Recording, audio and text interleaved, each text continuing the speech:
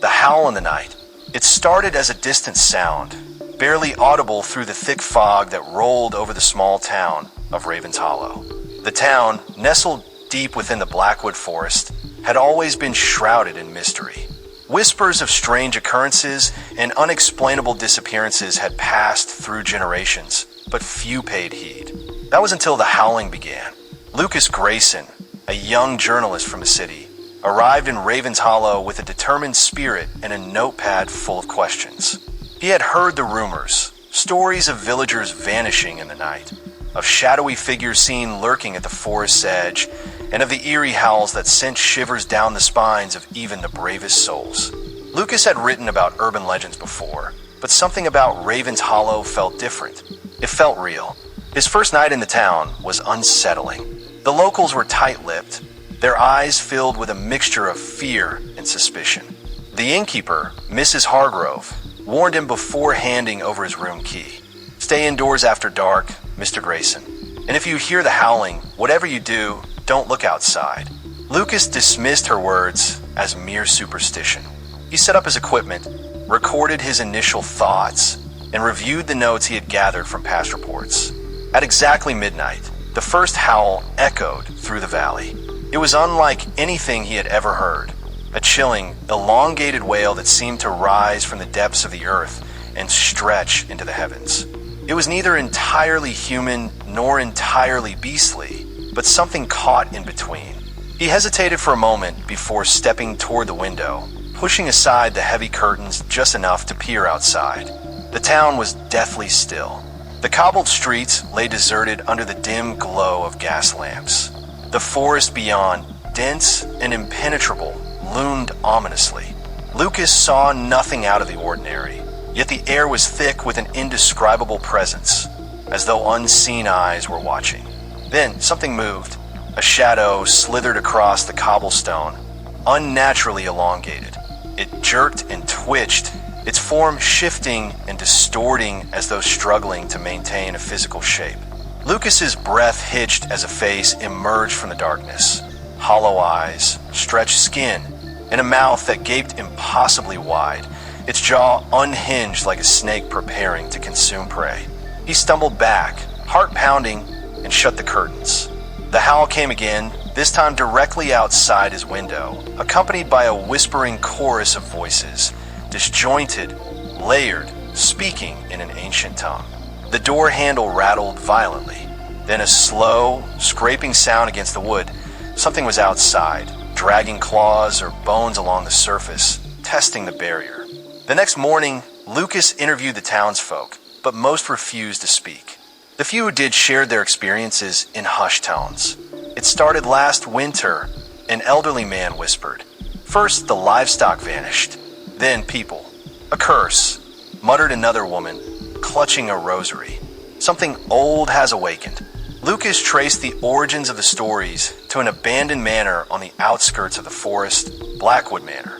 Once the home of the enigmatic Blackwood family, it had been left to decay for decades.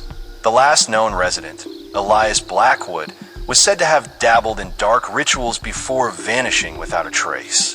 Determined to uncover the truth, Lucas ventured to the manor at dusk. The air grew colder as he approached, his flashlight casting eerie shadows on the overgrown path. The structure loomed before him, its once grand facade, now a skeletal ruin. Pushing open the heavy doors, he stepped inside. The interior was frozen in time.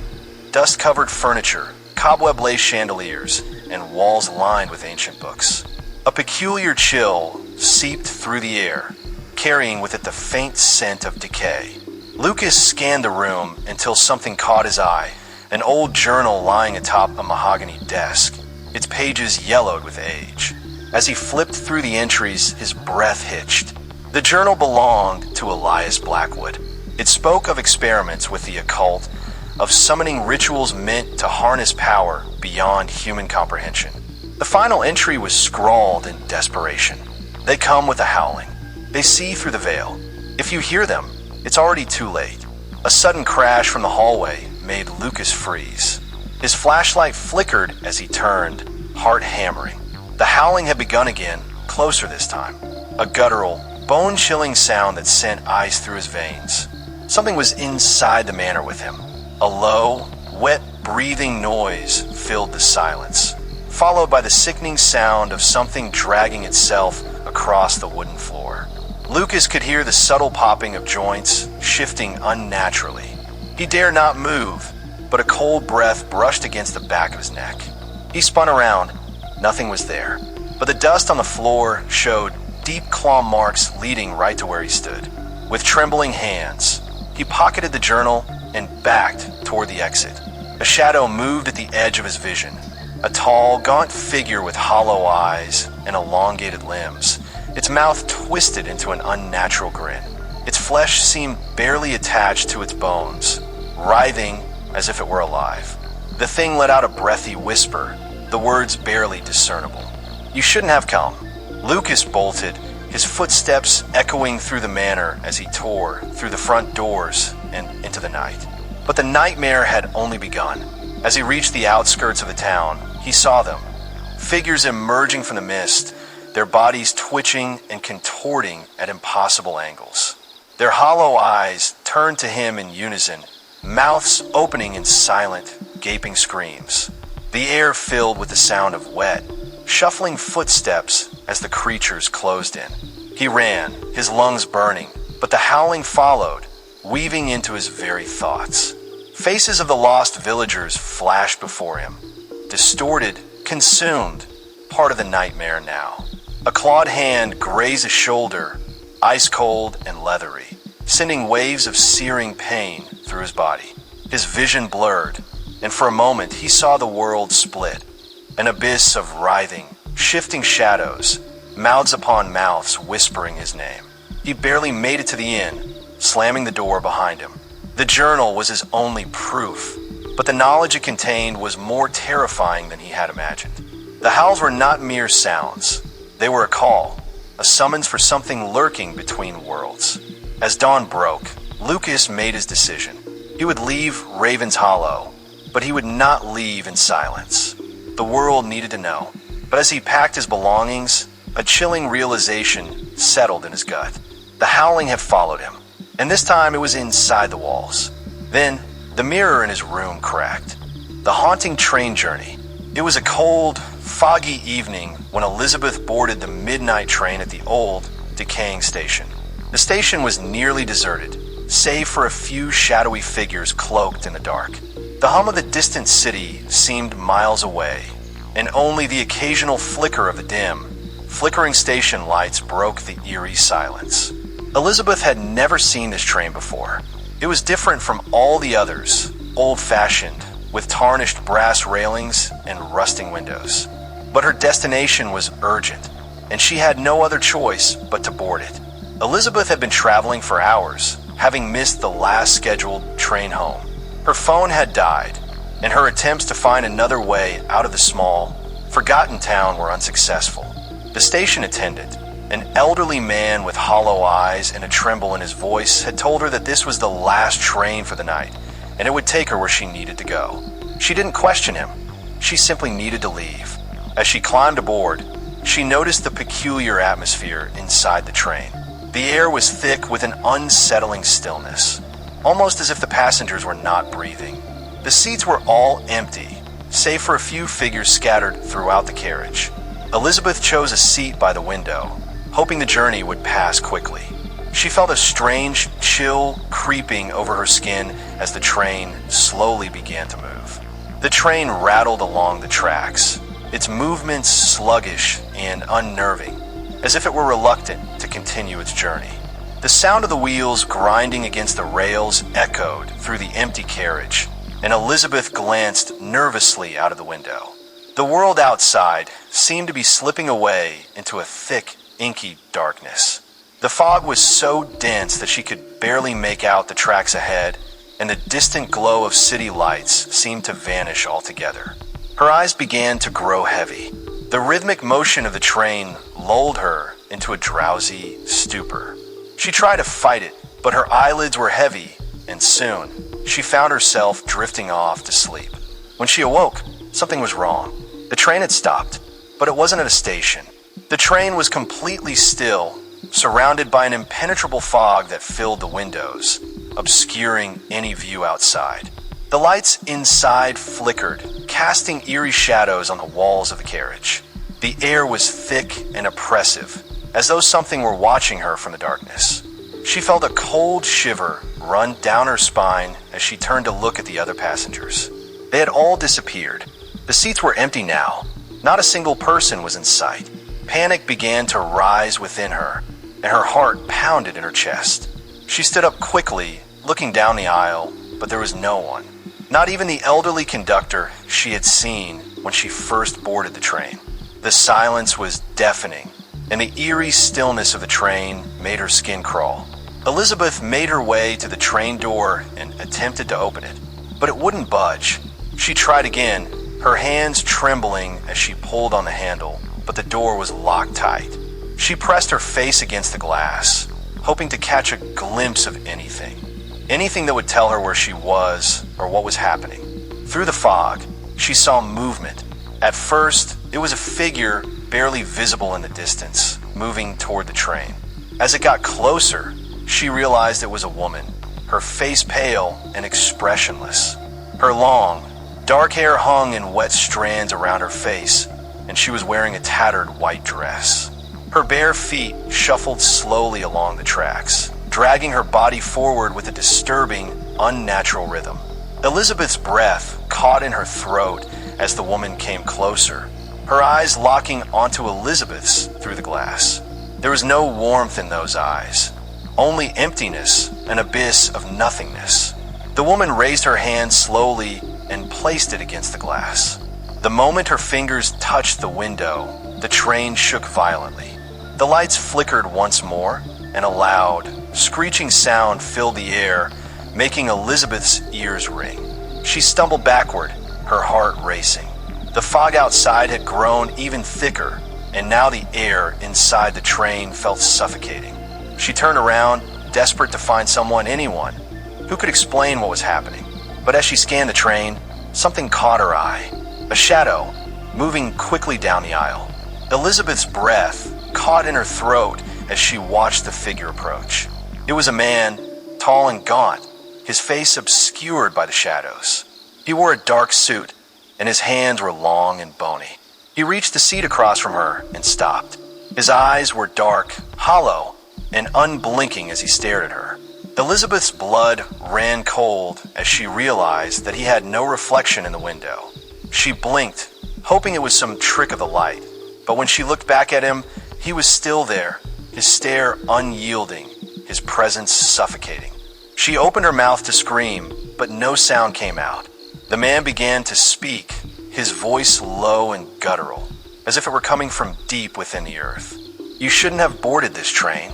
His words echoed through her mind, and before she could respond, the entire carriage seemed to shift. The floor beneath her feet groaned, and the lights flickered violently, plunging the train into darkness.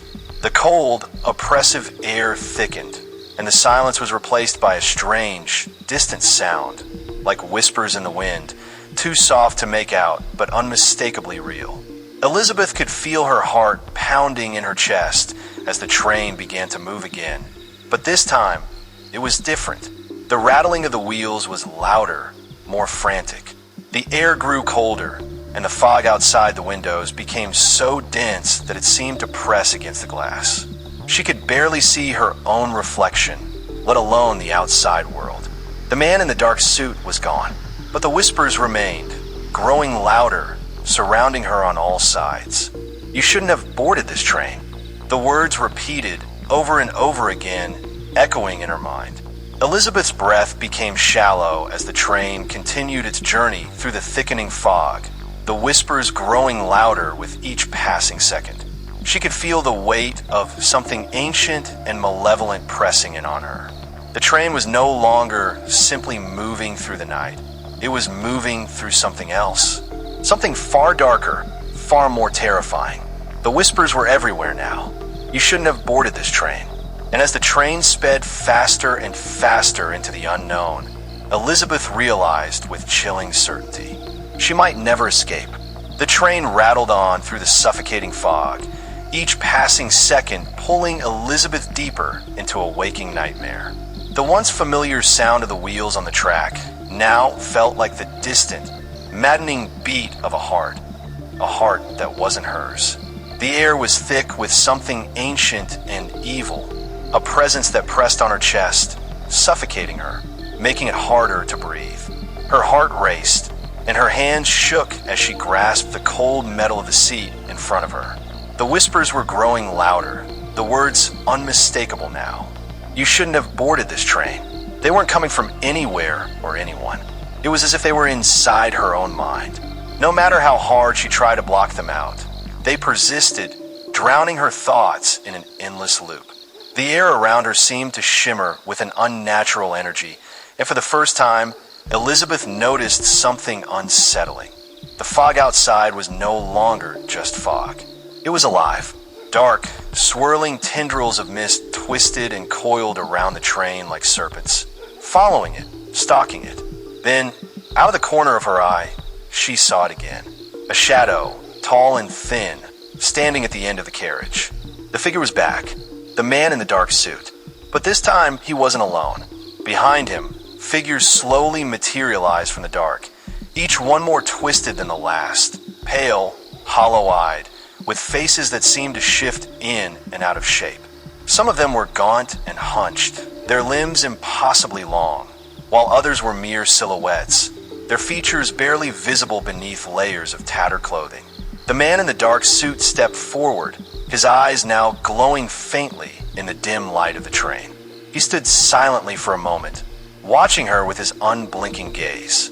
Then, with a slow, deliberate motion, he reached out and touched the air, his fingers brushing against the thick fog outside. The fog parted like a curtain, revealing a horrific sight. Through the gap in the mist, Elizabeth saw what lay ahead. The tracks stretched endlessly into the void, but now there was something else, a massive, ancient figure towering over the train. Its form was dark, shifting, like a shadow that moved of its own accord. It had no face, just an emptiness that seemed to swallow everything in its path. Elizabeth could feel its presence even through the thick glass of the window, an overwhelming, crushing pressure that threatened to collapse her very mind. The whispers grew louder, more desperate. You shouldn't have boarded this train. You can't escape. The man in the suit spoke again, his voice like dry leaves scraping against stone. Do you know what this train is, Elizabeth? She looked at him, trembling, unable to speak. This train, he continued, his voice a low hiss, is a bridge between worlds, between the living and the dead. The passengers here are souls who've made a choice, like you. They thought they were escaping, but there is no escape. Not for you, not for anyone. Elizabeth felt the weight of his words settle over her. The realization hit her like a thunderclap. This train was not taking her home. It was taking her to the other side. The figures behind the man in the dark suit stepped closer, their eyes hollow and soulless, reaching toward her with hands that twisted unnaturally. Her breath caught in her throat as they drew nearer, their whispers filling the space around her. You shouldn't have boarded this train, they murmured in unison, their voices like a choir of the damned.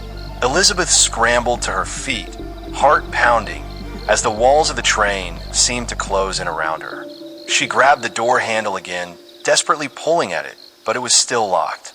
She turned, looking out the window, but the dark, shifting form outside was no longer just a distant figure. It was coming closer, its shadow stretching across the entire train.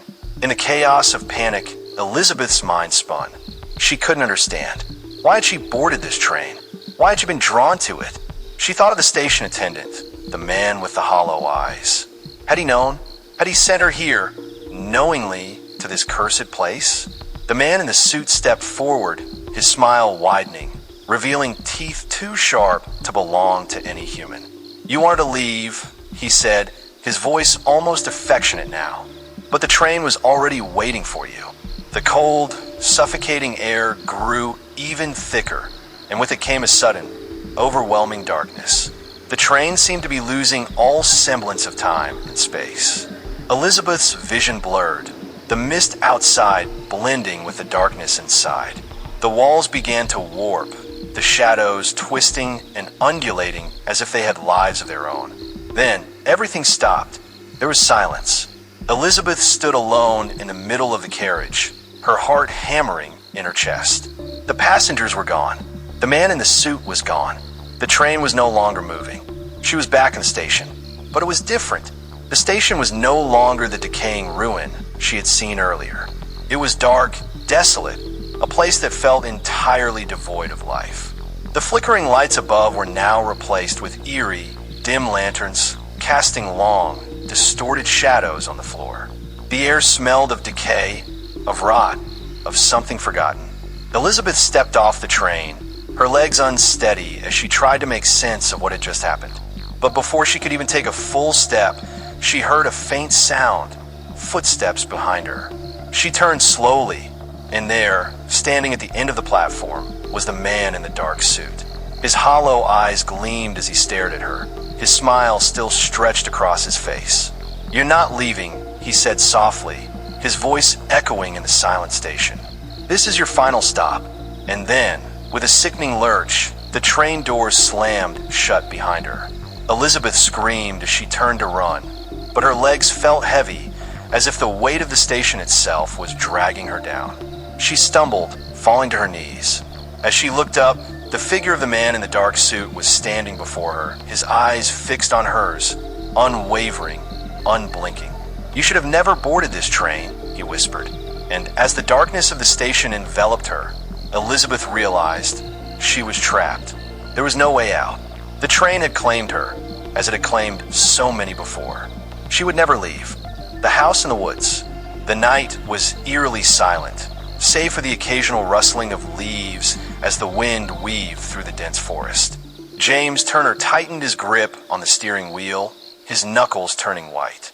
The road ahead was narrow, swallowed by towering trees that seemed to reach out, their gnarled branches like fingers desperate to pull him in. His GPS flickered, the signal lost, and he let out an exasperated sigh. "Just my luck," he muttered under his breath. James was on his way to a remote cabin he had inherited from an estranged uncle. He had never met the man, only heard whispers from his father about some dark history tied to the property. He dismissed the stories as family drama. After all, a free house in the middle of nowhere was still a free house. The thought of selling it and making a decent profit outweighed any unease.